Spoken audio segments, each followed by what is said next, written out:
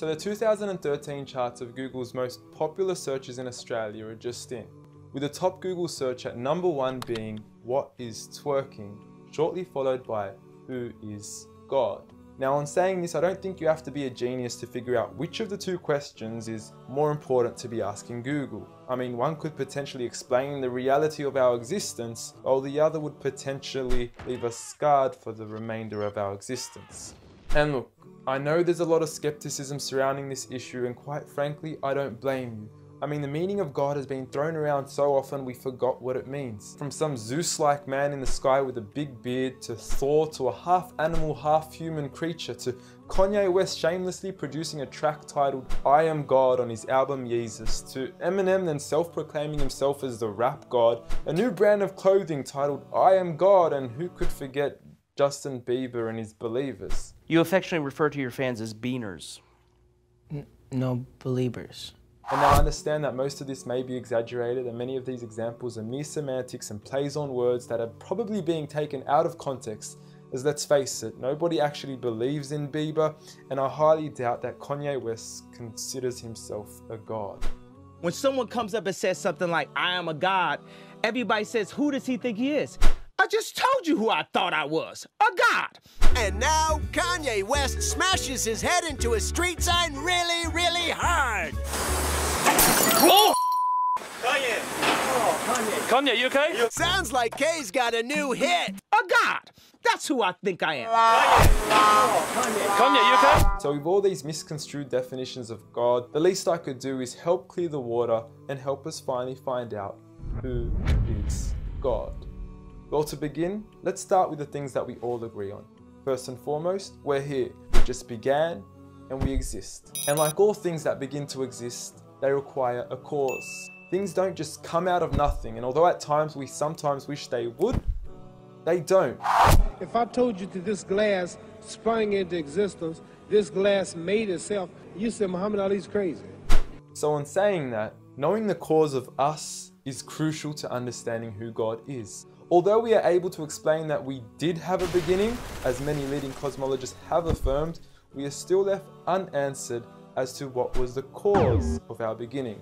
And before you lash out saying, "Oh, but we can't see what happened before we began," or "you can't prove there was a creator," we say quite openly, neither can you disprove a creator. And by observing the reality of our world and our existence, its order, its structure, and the systems, I see no reason not to believe in a creator. But then one may ask, where did this creator come from? What was the cause of him? And it will go on forever and ever, which would most probably lead to us never have ever been created. So for God to exist, he must exist without a beginning, therefore not requiring a cause, making him eternal. He should also be transcendent from his creation and not bound by any of the realms he had created, whether it is time, space, or matter. For instance, when Steve Jobs makes an iPhone, he doesn't become the iPhone, he is separate. And of course, we could also argue that he is one. This makes the most sense, and it would also avoid any potential conflict between two disputing all-powerful gods with conflicting interests. But we still don't know which God is he. Are you Zeus? Are you Thor? Are you Yahweh? Well, if you agree with everything I've said up until now, you will realize that each of these gods don't fit into our established criteria of who God is. They are all created beings, they are not eternal, they have not created anything, they are dependent, and they require sleep, rest, oxygen, and food. So who is the one and only true God?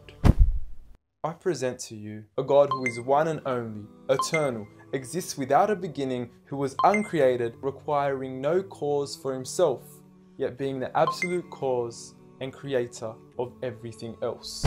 Allah.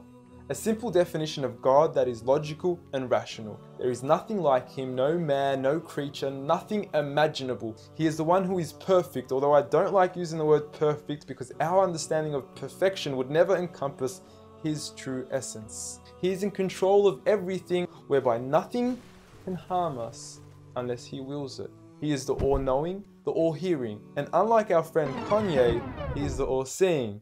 Many of us would then argue that although these verses do provide a logical and sound concept of God, how do we know that these words are indeed the words of God? Well, first and foremost, the Quran isn't just any book. It was revealed over 1400 years ago as direct revelation from God to the final prophet Muhammad, peace be upon him, and was sent as the most eloquent piece of literature to before mankind. Revealed at a time where poetry was rife and to a population housing the best of poets, only to leave them speechless and at a loss for words. Now what is important to note is that the Quran doesn't fit in any of the known classes of poetry nor prose. Rather, it is a fusion of both that even to this day shake the hearts of Muslims and non-Muslims alike. It's almost trance-like. I mean, you can hear it's very euphonic. I mean, there's a lot of internal rhyme and end rhyme, and the rhythm is not predictable, and it's beautiful. Even to this day, the Quran remains incomparable and stuns humanity with its accurate references to science and history. From accurate descriptions of the human embryo to historically accurate references to the different rulers in the different Egyptian dynasties. And no matter how many times people will try to discredit the Quran on its authenticity, it remains standing. Will you please, at the very next science lesson, get some salt water, get some fresh water, and mix them and see what happens? The Quran says 2 seas, not 2 cups of water. And to those that doubt it is from God, the challenge is simple. Bring forth something that can compare. And now, although this challenge has been attempted multiple times throughout the past, history has witnessed that no man has been able to rival the Quran. But does this challenge still apply today? Well, we could surely put it to the test, and who better to choose than the self-proclaimed rap god. Call yourself the rap god. Eminem, dubbed the best of his time, being incomparable with anyone in his league. The last thing the world needs is another me. Now, if we compare the works of Allah with the works of Eminem, we are left with this. Slickety gibbity hippity hip hop, rappity rap, packing a mac in the back of the act, pack back rap yak yakety yak yak at the exact same time I attempt these lyrical acrobat stunts. Look, content-wise, I don't know. However, we can't deny that lyrically he is impressive. He has rhythm, rhyme, style, alliteration, and assonance. The short video online even indicates that in one of his songs he almost made every second to third word rhyme. But how does he compare with the Quran's smallest chapter of 3 verses, Surah Al-Kawthar? Now, in just 10 words, Allah is able to use over 30 linguistic and rhetorical devices, including emphasis, multiple meaning, grammatical shift, word order and arrangement, ellipsis, conceptual relatedness, intensification, choice of words, repetition, intimacy, exaggeration, and prophecy, along with many, many more. What's also important to note is that the linguistic devices in the Quran aren't just thrown about randomly. For instance, Allah would use palindromes strategically to describe the terms glorify your Lord and the orbiting of planets, as though both processes are occurring continuously, non-stop, one after the other.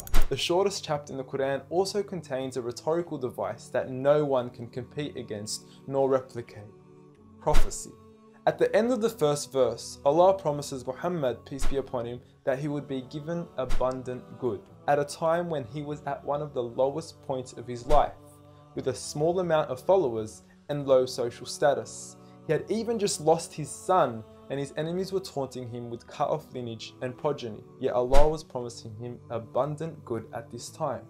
Such was the prophecy of the Quran, and we certainly indeed see its fulfillment today. With the Quran being the most recited, memorized and practiced book across the entire world, with over 1.6 billion followers today from all walks of life.